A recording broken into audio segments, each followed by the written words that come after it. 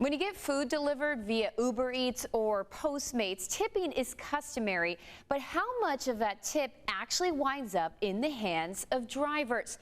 We looked into the issue and came up with some answers. These days, a few simple taps on your phone can guarantee food from your favorite restaurant will wind up at your doorstep within minutes. Over recent years, food delivery services like Uber Eats, Grubhub, Postmates, and DoorDash have popped up, giving customers a convenient way to fulfill their every hunger need.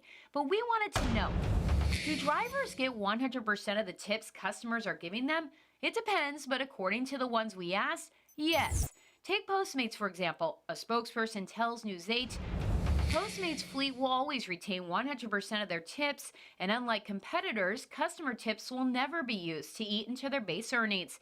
Uber Eats, DoorDash, and Grubhub all confirmed to us they too ensure their drivers receive 100% of tips, but has it always been this way? No.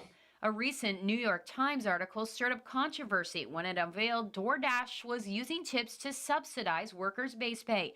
For example, if the service promised to pay your delivery driver $10 per order and you tip $3, you think they'd be going home with $13. Not the case. The driver is capped at $10, meaning the company was taking those $3 and only having to shell out $7.